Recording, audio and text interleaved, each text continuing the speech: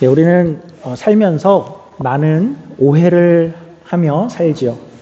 대화를 하면서도 상대방의 마음을 다 들여다볼 수 없기 때문에 대화를 하면서도 오해를 하기도 하고, 특히 우리 상대가 자기의 뜻을, 자기의 마음을 잘 표현하지 않으면 더 많은 오해가 일어나곤 합니다. 그래서 부부 관계에서도 그렇고, 그리고 교회 안에 성도들 안에서도 표현하는 것은 중요한 것 같습니다. 물론 명확한 건 안 해도 되죠. 목사님 오늘 좀 배가 더 나와 보입니다. 이런 거는 안 해도 괜찮죠. 그런데 얘기를 서로 안 해서 이렇게 오해가 자꾸 생기면 당황스러운데, 참 안타까운 장면은 이런 것이 아닐까 싶습니다. 어떤 두 분이 있는데 이분도 이분을 좋아하고, 이분도 이분이 참 좋은 분이다 라고 생각하는데 서로 표현을 안 해서 저분이 나를 별로 안 좋아하는 것 같아 라고 되어지는 그런 관계들을 또 종종 보는데, 제일 안타까운 것 같습니다. 우리가 교회 안에서 좋은 점이 있고 또 칭찬할 것이 있으면 많이 표현을 하는 게 좋지 않을까 생각을 하게 됩니다. 특히 이런 오해는 우리가 그 글로 쓸 때에 더 많이 나타나게 되죠. 어떤 글로 자신의 뜻을 이렇게 전할 때에는 글을 쓸 때 톤이 어떤지, 어떤 표정을 하고 있는지, 글만 봐서는 우리가 모르고 웃으면서 하고 있는지, 아니면 이를 악물고 쓴 것인지, 진지하게 쓴 것인지, 가볍게 쓴 것인지를 우리가 글만 보고는 잘 모를 때가 많습니다. 그래서 제 개인적으로는 그래서 카톡에서 우리가 이야기하는 것이, 카톡은 신속성이라는 매우 좋은 그런 장점이 있지만 조금은 위험성이 있다라고 생각하는 편이고, 그래서 아직 관계가 이렇게 깊이 이루어지고 서로 신뢰나 서로가 잘 알지 못하는 상태에서는 카톡에서 이야기하는 것이 조금 위험스러울 때가 많다 하는 것을 발견하곤 하지요. 이렇게 우리가 글에나 또 대화나 말 속에서 이렇게 오해들은 주변에 참 많이 일어나는데, 오늘 우리가 함께 읽은 본문도 한 가지 오해에서 시작을 합니다. 그런데 이 본문은 진짜 오해였을까 하는 것은 조금 미심쩍습니다. 한번 살펴보죠.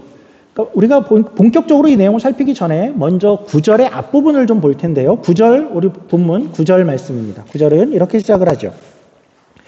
내가 너희에게 쓴 편지에 입니다.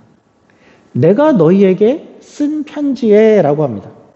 바울은 지금 고린도 전서를 이렇게 쓰고 있는데, 내가 너희에게 썼던 편지 있잖아 라고 이야기를 하는 것이지요. 아니, 우리가 알기로는 바울이 고린도에 보낸 편지는 고린도 전서와 고린도 후서가 있는 걸로 알고 있었는데 두 개가 아니었단 말인가? 예, 그렇습니다. 고린도 전서 이전에 이미 보낸 편지가 있었고, 굳이 말하자면 우리가 고린도 전전서다라고 이야기를 하기도 합니다. 그러면 바울이 고린도에 3개의 편지를 보냈군요 라고 이야기할 수 있는데, 또 그렇지가 않습니다. 고린도 전서와 후서 사이에 또 하나의 편지가 더 있는 것을 고린도 후서를 보면 또 알 수 있습니다. 그래서 바울이 고린도에 보낸 편지는 우리가 아는 것만 최소한 4개입니다. 그래서 다른 어떤 분들은 아니다, 우리는 성경에서 더 있다는 걸 발견할 수 있어 라고 주장하는 분들도 있지만, 그것은 다른 의견이 존재하기 때문에 그것은 차치하고, 최소 바울은 고린도에 4번의 편지를 보냈습니다. 그래서 고린도 전전서, 이 전에 쓴 편지는 우리에게는 남아있지 않지만 그때 쓴 내용이 무엇인가 하는 것은 오늘 본문을 통해서 우리가 엿볼 수 있지요. 이전에 고린도 전서 전에 쓴 그 편지에는 어떤 내용을 썼냐 하면 음행에 관한 내용을 썼다라고 이야기를 합니다. 그래서 고린도 교회라는 그곳은 정말 음행에 관한 그런 문제가 굉장히 많은 곳이었습니다. 그래서 고린도 전서에만 해도 바울은 여러 번 음행이라는 것을 언급을 하는데, 우리가 한번 살짝 보고 넘어가려고 합니다. 우리 화면을 잠깐 들어주시면 고린도전서 6장 16절은 이렇게 되어 있죠. 창녀와 합하는 자는 그와 한 몸인 줄을 알지 못하느냐, 일러스되 둘이 한 육체가 된다 하셨나니, 18절은 음행을 피하라. 사람이 범하는 죄마다 몸 받겠거니와 음행하는 자는 자기 몸에 죄를 범하느니라. 우리 다음 화면 7장 2절입니다. 음행을 피하기 위하여 남자마다 자기 아내를 두고 여자마다 자기 남편을 두라. 또 10장에 가시면 그들 중에 어떤 사람들이 음행하다가 하루에 23,000명이 죽었나니 우리는 그들과 같이 음행하지 말자. 그러니까 고린도전서에는 이렇게 음행에 관한 문제를 많이 이야기할 필요가 있듯이 그 문제가 굉장히 심각했죠. 그 이유를 생각해 보건대 아마도 그 고린도라는 도시의 영향을 분명히 많이 받았었을 것입니다. 고린도라는 그 도시는 성적 타락으로 이야기하면 로마 제국에서도 손꼽힐 정도의 그런 도시였습니다. 그래서 지금도 어떤 고고학적인 발굴되는 작품들, 또 예술품들이 발견이 되는데 그 내용들, 그 모습들이 굉장히 낯이 뜨거운 그런 예술품들이 많이 발굴되었고, 그곳에는 유명한 신전이 있었다고 했죠. 아프로디테 신전. 그러니까 아프로디테는 비너스죠. 그러니까 사랑의 여신을 섬기는 큰 신전이 있는 그런 곳이었고, 또 고린도는 무역항이고 항구 도시여서 배가 한번 들어오고 나면 신전에 있던 여사제들이, 그러니까 1000명도 넘는 그 여사제들이 그러니까 도시로 내려와서 매춘 행위를 하게 됐고, 그것으로 성전 비용을 마련하고, 또한 그것이 사랑의 여신이니까 어떤 예배 행위로 인정이 되어지는 그런 도시였습니다. 또 로마인들에게는 이 비너스라는 아프로디테라는 여신은 단지 사랑의 여신이 아니라 바다와 항해의 안전을 지켜준다 해서 그러니까 항해를 많이 하는 이 선원들에게는 그 신전과 관련이 있는 것이 오히려 더 이렇게 도움이 되는, 오히려 자연스러운 그런 것이었고, 그래서 더욱더 성적인 그런 타락이 있는 그런 도시였죠. 그래서 당시에 이런 속담이 있었다고 합니다. 모든 사람이 고린도를 여행할 만큼 재정적인 여유가 있는 것은 아니다. 그래서 afford 하지 않다라는 그런 속담이 있었다라고 합니다. 거기는 그만큼 고린도는 향락 도시고 비용이 많은 도시였다. 그 당시에 그런 도시였습니다. 그래서 그런 이 정도 되는 그런 도시에 있었기에, 그러니까 세상의 그러한 영향들이 점점 스멀스멀 교회 안으로 그렇게 들어왔고, 교회 안에도 가장 큰 문제가 늘 음행, 그런 성적인 문제들이 발생을 하고 있었던 것입니다. 그런 상황에서 이제 바울의 첫 번째 편지의 내용은 무엇이었냐 하면, 첫 번째 고린도전서 전에 보낸 편지의 내용은 음행하는 사람들과 너희가 사귀지 말라였습니다.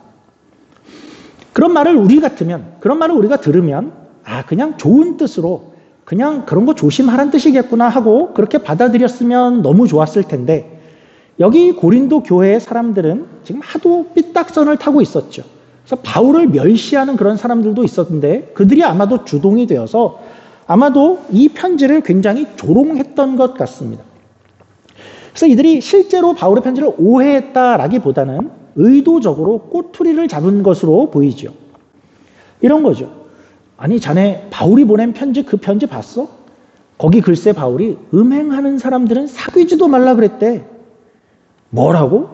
바울이 음행하는 사람들과 말도 섞지 말라는 뜻이야? 그러면 만나지도 말고 같이 있지도 말라는 뜻이야?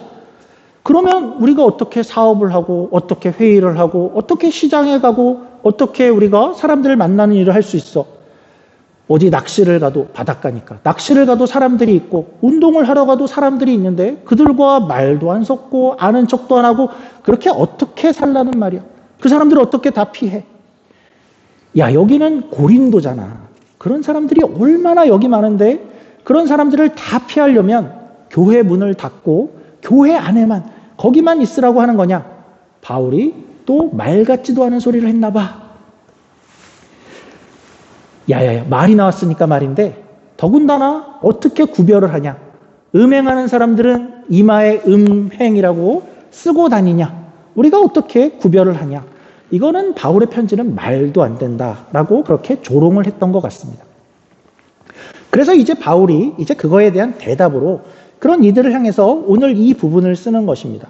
그러니까 오해를 한 자들은 들어라, 또 왜곡해서 말하고 있는 자들은 들어라 라고 이야기를 하려고 오늘 이렇게 설명을 합니다. 오늘 10절 말씀입니다. 우리 본문 10절을 보시면 이렇게 되어 있습니다. 이 말은 이 세상에 음행하는 자들이나 탐하는 자들이나 속여 빼앗는 자들이나 우상 숭배하는 자들을 도무지 사귀지 말라 하는 것이 아니니, 만일 그리하려면 너희가 세상 밖으로 나가야 할 것이라. 내가 그때 말한 것은 그들과 도무지 말도 하지 말고 접촉도 하지 말고 인사도 하지 말고 대화도 하지 말고 그러라는 뜻이 아니었다. 그러려면 정말 너희가 세상 밖으로 나아가야 되지. 그거는 불가능하지 않냐. 그 말을 한 건 아니다 이죠. 내가 하고 싶은 말은 뭐였냐 하면 지금도 너희에게 하고 싶은 의도는 무엇에 대한 이야기냐면 너희 중에 형제라 일컫는 자에 관한 것이다 라고 이야기하죠. 형제는 누구이죠? 교인이죠. 그리고 교인이 되었다는 것은 무엇이죠? 예수님으로 인해서 예수님의 십자가와 죽으심으로 인해서 새로운 생명을 가지고 이제는 하나님의 자녀가 되기로 작정한 자. 그래서 교회에 속하게 된 자들이죠. 그래서 그렇게 들어온 자들에 관한 이야기다입니다. 그렇게 들어오고 나서 이제 다시 그렇게 행한다 하는 것이 그것이 말이 되겠냐이죠. 우리 11절도 한번 읽겠습니다. 11절 말씀입니다. 이제 내가 너희에게 쓴 것은 만일 어떤 형제라 일컫는 자가 음행하거나 탐욕을 부리거나 우상숭배를 하거나 모욕하거나 술 취하거나 속여 빼앗거든 사귀지도 말고 그런 자와는 함께 먹지도 말라 함이라. 그래서 교회에 왔다라는 것은 이제 그렇게 안 살기로 결단을 하고 온 것이 아니냐.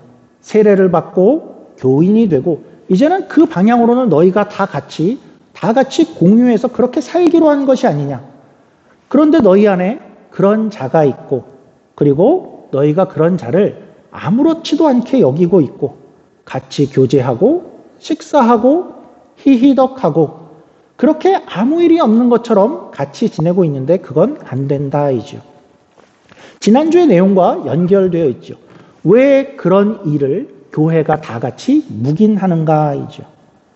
교회의 순수성과 거룩성을 보존하기 위해서도 그리고 그 자를 위해서도 그 자도 경고를 받고 브레이크를 걸어서 더 큰 죄를 짓지 않도록 교회가 함께 나섰어야 하는데 그와 그냥 식사하고 교제하고 아무 일 없이 지내는 것은 너희가 그를 더 멸망의 길로 부추기는 것이다 이죠. 그래서 오늘 지난주부터의 결론을 13절로 맺습니다. 우리 13절입니다. 확실하게 이야기하죠. 13절 밖에 있는 사람들은 하나님이 심판하시려니와 이 악한 사람은 너희 중에서 내쫓으라 이죠.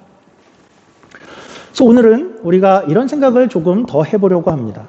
그러니까 세상과 그리스도인의 관계에 대한 것입니다. 우리는 다 세상을 살고 있죠. 고린도 교인들과 마찬가지로 교회에서도 만나지만 사실은 더 많은 시간을 우리는 세상에서 살고 있습니다. 직업이 있고 학교가 있고 또 취미 생활도 있고 시장에 가야 되고 우리는 그렇게 살고 있습니다.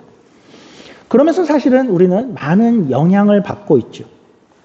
그래서 때로는 어쩌면 우리끼리라면 물론 우리끼리도 완벽하지 않고 또 분명히 못된 부분이 있겠지만 그래도 우리끼리 모여서 살면 좀 더 순수하게 살지 않을까 하는 그런 생각이 들 때가 있을 것입니다.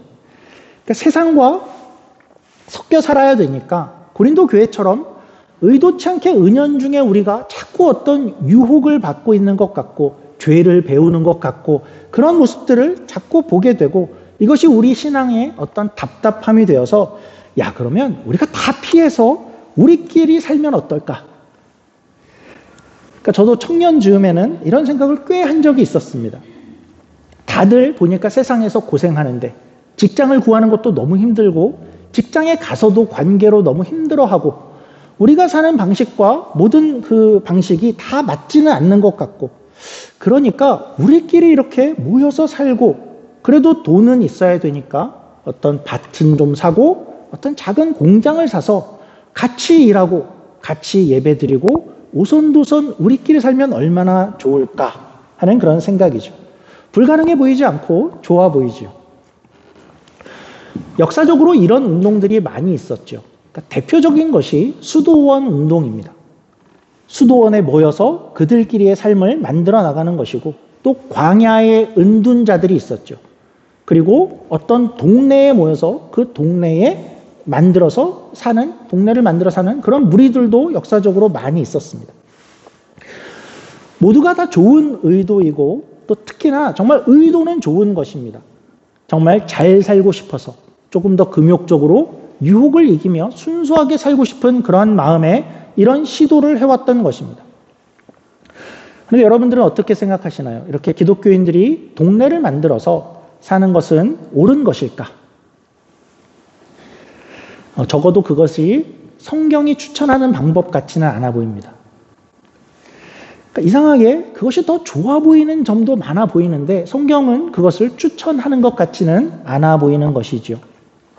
물론 어떤 개인이나 공동체가 그런 선택을 한다 그러면 우리는 충분히 박수를 보내고 또 존중을 해줄 그런 필요는 있어 보입니다.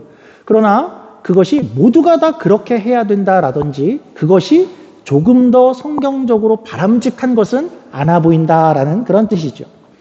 만약에 그것이 더 옳은 방법이었다면 바울은 아마도 오늘 본문에서도 야, 내가 말한 게 바로 그거다. 가능하면 너희가 좀 떠나서 살아라 라고 세상과 좀 동떨어져서 살아 라고 그렇게 말을 했을 것 같은데 그런 말이 없고 바울은 오히려 그것은 불가능하다라고 이야기하는 것 같고 또 예수님이 이런 얘기를 했었죠. 우리 요한복음 17장 우리 화면을 보여주시면 요한복음 17장은 이제 예수님이 돌아가시기 바로 전에 이제 제자들을 세상에 남기면서 기도하는 그런 장면입니다. 15절입니다. 이렇게 얘기하죠. 내가 비옵는 것은 그들을 세상에서 데려가시기를 위함이 아니요 다만하게 빠지지 않게 보전하시기를 위함이니이다. 18절 아버지께서 나를 세상에 보내신 것 같이 나도 그들을 세상에 보내었고 그래서 우리는 세상에 보낸 것 같죠. 세상에 보냄을 받은 것 같죠. 그리고 또 예수님은 우리를 세상에서 빼내려는 그런 의도는 없어 보이시죠. 물론 우리가 세상 속에 살면서 세상과 같아지고 구별이 안 되게 섞여져 버리는 것을 원하지는 않으십니다. 우리 14절, 이어서 14절도 보시죠. 내가 아버지의 말씀을 그들에게 주었사오매 세상이 그들을 미워하였사오니 이는 내가 세상에 속하지 아니함 같이 그들도 세상에 속하지 아니함으로 인함이니이다. 그래서 우리는 세상에서 세상 안에서 사는 것이 맞습니다. 그리고 그 안으로 보냄을 받은 것도 맞습니다. 그러나 물론 세상과 같아져 버려라 라는 것은 물론 아니죠. 거기서 살되 거기에 속하지는 않은 존재로 사는 것이 예수님이 원하시는 것이고 그 부분은 확실해 보이죠. 조금 더 생각을 해보죠. 여기까지는 우리가 많이 좀 들어보셨을 것 같고 이제 알겠습니다 할 수 있는데 조금 더 구체적으로 우리가 그러면 세상과 그리스도인의 관계에서 우리는 세상을 여전히 여기서 살고 있는데 그 안에서 세상에 속하지 않은 상태로 구별되게 산다라는 것은 보다 더 구체적으로 어떤 걸 뜻하는 걸까요? 구체적으로 하루하루 우리가 일상을 맞닥뜨리는데 사람들을 만나는데 우리는 어떻게 하는 것이 최선인가 하는 것을 좀 고민해 봐야겠죠. 우리가 오늘 본문에서 그런데 우리가 먼저 발견했던 것은 이런 점이 있었죠. 교회에서 교회 안에 있는 죄인들을 어떻게 하라고 했죠? 그들과 식사하고 사귀고 그러지 말라라고 했죠. 그들과 거리를 두라고 분명히 이야기를 했는데 그러면 교회 밖에 있는 그런 죄인들, 교회 밖에 있는 어떤 이들은 우리는 어떻게 대하는 게 맞을까요? 그들과 거리를 두고 식사를 하지 말아야 되는 것인가 하는 것이죠. 거기서 살아야 되니까, 우린 세상을 살아야 되니까 세상 속에 있지만 가능하면 어떤 거리를 유지해야 되는가? 내가 사귈 진짜 친구들은 다 교회에 있어. 밖에서는 거리를 둬야 돼. 코로나로도 연습을 많이 했으니까 비신자 거리 두기를 할 거야. 시장에 가서도 대화를 하고 뭔가 좋은 물건을 받기 위해서 사근사근한 얘기를 하기도 하지만 그러나 더욱더 친근해지는 것은 어떤 거리를 두는 것이 과연 맞을까요? 엄마들은 비신자의 아이들과는 플레이데이트도 가능하면 하지 말고 밥을 사주겠다고 나오라는 어떤 비신자의 그런 제안은 과감하게 포기를 하고 우리는 그렇게 살아야 될까요? 어떻게 대해야 될까요? 교회 안에서는 어떤 죄가 있는 자들과 사귀지도 말고 밥도 먹지 말라라고 이야기를 했는데 세상을 살면서 거기서 만나는 이들과 우리는 어떤 정도의 거리를, 어떤 정도의 사귐을 가져야 되는가 하는 것입니다. 어떻게 생각하십니까? 어떤 원칙이 필요할까요? 세상에서 만나는 사람들, 그리고 더 노골적으로 얘기를 해보죠. 노골적으로 음행하는 자들, 거기서 탐욕하는 자들, 우상숭배하고 있는 자들, 속이는 자들, 그들과 우리는 어떻게 지내야 될까요? 답은 적극적으로 교제해야 됩니다. 아니 뭐라고요? 교회 안에서는 그런 자들과 같이 어울리지 말고 식사도 하지 말라라고 이야기를 했는데 교회 밖에 있는 저런 자들과는 사귀라고요? 예스여 보입니다. 그러니까 상황이 다르고 목적이 다른데요. 우리 한번 예수님을 보시죠. 예수님이 어떻게 사셨는가 하는데 예수님이 늘 듣던 이야기가 있습니다. 누가복음 7장 34절입니다. 인자는 와서 먹고 마시매 너희 말이 보라 먹기를 탐하고 포도주를 즐기는 사람이요 세리와 죄인의 친구로다 하니 예수님은 어떻게 사셨냐 하면 기회가 있을 때마다 세리들과 죄인들과 어울려 지내셨습니다. 당시 기준으로는 이들과 어울리는 것은 율법을 어기는 것이고 하나님 앞에서 부정한 것으로 여겨지는 그런 행위였습니다. 그런데 예수님은 전혀 스스럼이 없으셨죠. 늘 예수님이 발견되는 곳은 늘 이런 죄인들 사이였습니다. 그래서 종교 지도자들은 뭐라고 했죠? 저자는 죄인들의 친구로다 라고 이야기했죠. 근데 예수님은 왜 그러셨다라고 후에 이야기하시죠? 예수님은 죄인을 위해서 이 땅에 오셨기 때문이다 라고 이야기하고 그것이 구원을 위해서다 라고 이야기하죠. 사실은 우리도 마찬가지입니다. 왜 우리를 세상에 지금 두셨을까 할 때에 그 중에 한 가지 이유는 우리가 이 세상에 어떠한 소망이 되기를 원하셔서였을 것입니다. 세상에 소금이 되고 세상에 빛이 되고 세상에 빛이 있다라는 것을 보이기 위해서 우리가 세상 안에 있는 것이고 우리는 그런 존재로 적극적으로 이 세상 안에서 움직이고 사람들 안에 거하면서 우리가 빛이 됨을, 우리가 빛을 반영하고 있음을 보이는 것이 우리의 삶의 어떤 목적입니다. 물론 그 안을 그렇게 적극적으로 살면서 조심할 것은 우리가 그렇게 물들여져서는 안 되겠죠. 고린도 교회처럼 세상의 물결이 훨씬 더 세서 교회까지 밀려들고 내가 변할 때까지 그렇게 돼서는 안 되겠고 섞여서는 안 되겠죠. 그러나 여전히 우리를 세상에 두셨다라는 것은 우리로 하여금 그 안에서 하나님을 믿는 삶이 더 나을 수 있다 하는 것을 증거하기 위해서이고 그러니까 이것은 우리가 수도원에 들어가서나 우리끼리 모여 있거나 우리가 거리두기를 함으로써는 달성할 수 없는 그런 목적이죠. 그런데 우리가 다시 한번 재미있는 것은 예수님께로 다시 한번 돌아가 보죠. 오늘 고린도 전서와도 맥락을 같이 하는데 예수님은 죄인들과 어울렸다라고 했죠. 그 안에 섞이셨죠. 그러니까 말하자면 어떤 죄라는 것을 감수하고서라도 그들과의 사귐을 갖고 있는데 그런데 반면에 예수님은 동시에 어떤 무리들은 굉장히 배척했었죠. 굉장히 그들의 죄를 지목하고 세리와 죄인들 그들의 죄는 마치 없는 것처럼 사귐을 가지면서도 어떤 사람들의 죄는 아주 무섭게 진노하면서 분노하면서 지적했던 무리들이 있었죠. 누구죠? 당시의 종교 지도자들이었죠. 말하자면 형제라 일컬음을 받는 자들이죠.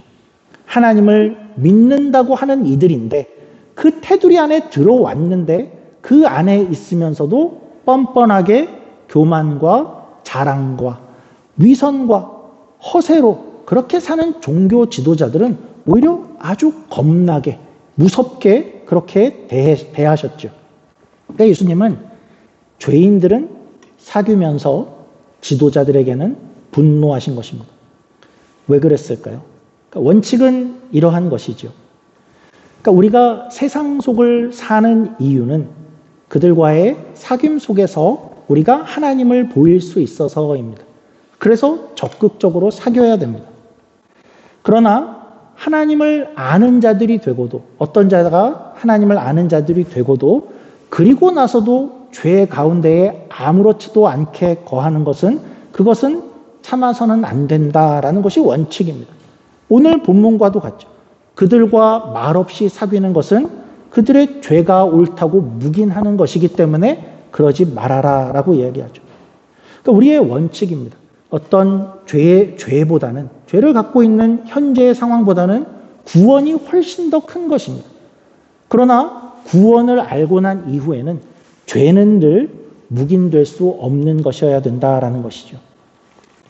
그런데 오늘날 우리 교회는 정반대일 때가 많죠. 가까워져야 되는 그러한 불신자들과는 너무 멀리 있고, 그리고 계속 범죄하는 그런 신자들에게는 오히려 관용을 베풀고 아무런 이야기를 하지 않는 것이 현실이지 않나, 거꾸로 되기 쉬운 것이 현대의 교회이지 않나 하는 생각이 드는 것입니다.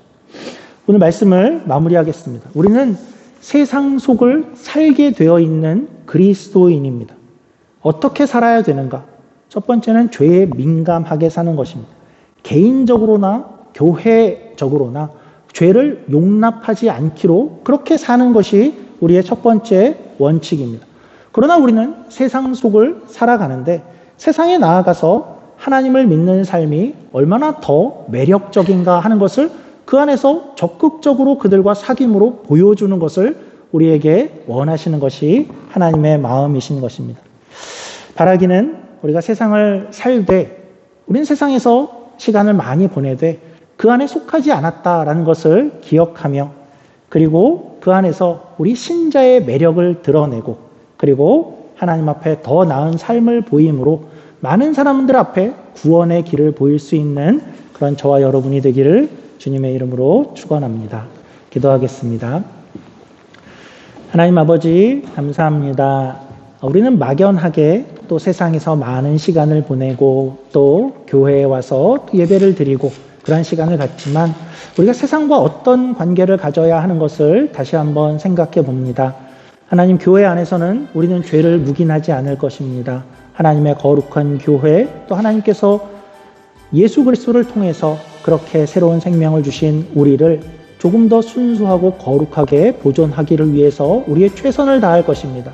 그러나 세상에 나아가서는 우리가 그 속에 적극적인 석임을 속에서 하나님이 얼마나 더욱더 매력적인 그런 삶을 우리에게 허락하시는지, 또 하나님을 믿고 사는 삶이 얼마나 더 좋은 삶인지 그들에게도 구원의 길을 보여주는 그런 삶을 살도록 하나님 은혜를 베풀어 주시옵소서.